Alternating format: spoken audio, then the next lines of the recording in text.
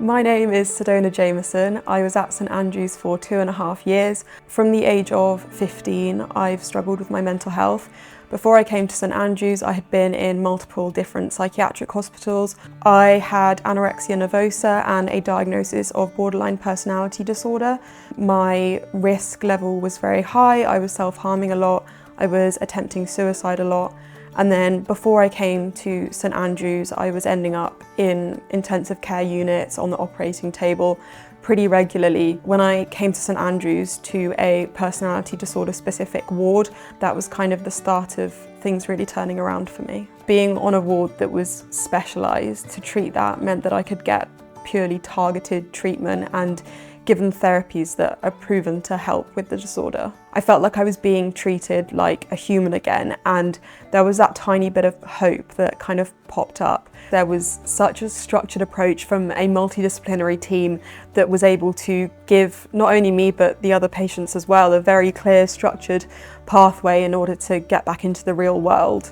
St Andrews was different to other hospitals I had been in because there were so many extra occupational therapy activities going on. So we had mindfulness sessions every day, we had a very rigid structure of occupational therapy activities. I finally felt that someone was giving me a way out and giving me a structured pathway that I could follow as long as I committed to it. Once I saw that bit of hope, once I saw that potential way out, I just thought, this is my life, and if I commit myself to this, I can do it.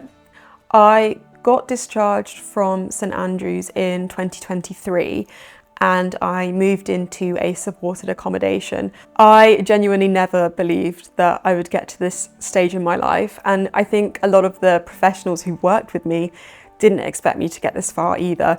For a long time, everyone was convinced my behaviour was going to end in death. In my eyes as well, there was no way that I was going to survive. There was no way that I wanted to survive. I didn't want that future. I didn't think it was a possibility. But now I am building my own life for myself. I'm living by myself. I'm going to university. I'm doing all these things that I never thought I'd be able to do. Hope is what got me through those last few years in hospital, because moving to St Andrews, when the people around me started having hope, I started having it too. I do think St Andrews changed my life. People should fundraise for the psychiatric wards within St Andrews because the extra occupational therapy activities that are offered are so important for building up people's lives to be able to live in the community again. For example, on the ward, we were taken to the beach for the day, we were taken to the zoo. For a lot of people who've been in hospital for a really long time, they kind of forget that these things exist. And having trips like that to kind of motivate everyone, having those kind of goals to work towards and having those activities, it also keeps people busy, it gives someone a focus, and without that, you're just stuck in your head constantly. The fact that I was finally offered the right treatment, finally had a supportive group of people around me, meant that that was the first chance I had any sort of shot at recovery.